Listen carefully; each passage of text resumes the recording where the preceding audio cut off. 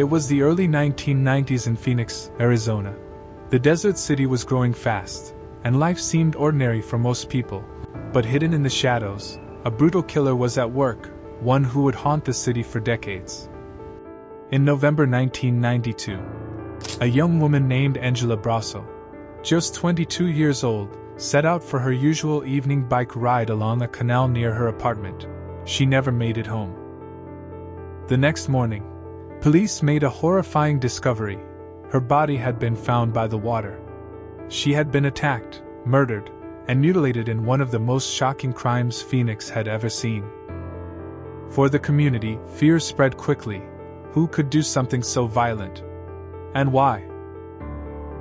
Less than a year later, in September 1993, another young woman, 17-year-old Melanie Bernas, went missing while riding her bike along that same canal. Her body was later discovered in the water, murdered in a disturbingly similar way. Two young women, both bikers, both near the same canal, both victims of extreme violence. People began calling the unknown killer the canal murderer. Detectives worked tirelessly, but despite all efforts, the case went cold. DNA evidence was collected from the victims, but in the 1990s, DNA technology was still very limited. Investigators could only hope that someday science would advance enough to help identify the killer. For years, families of Angela and Melanie lived without answers. The city moved on, but detectives never forgot. One of those detectives was Clark Schwarzkopf. He carried the case with him, always waiting for the moment something would break. And then, science caught up.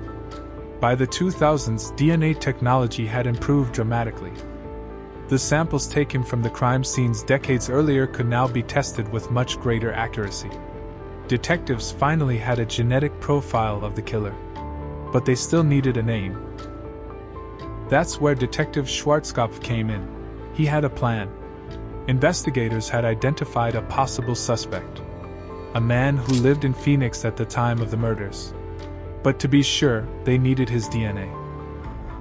So Schwarzkopf arranged a casual meeting at a Chili's restaurant in Phoenix.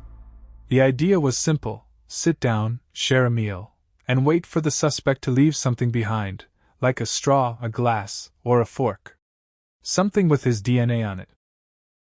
The suspect was Brian Patrick Miller, a man who lived quietly in Phoenix. To his neighbors, he seemed ordinary, maybe even a little strange, but nothing like the monster detectives now believed he was. He was arrested in 2015, shocking those who knew him. The trial revealed disturbing details.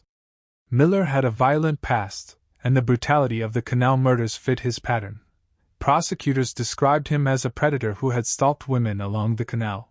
For Angela and Melanie's families, the arrest was both a relief and a heartbreak. Finally, the killer was off the streets. But nothing could bring their daughters back.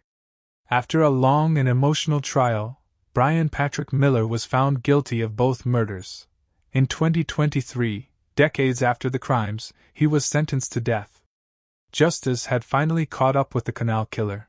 The story of the Phoenix Canal Murders is a haunting reminder of patience, persistence, and the power of science. Without DNA technology, this case might never have been solved. But thanks to determined detectives and advancements in forensics, a killer who once thought he had escaped justice was finally held accountable. And for the families of Angela Brosso and Melanie Bernas, while there could never be true closure, there was at last some measure of justice.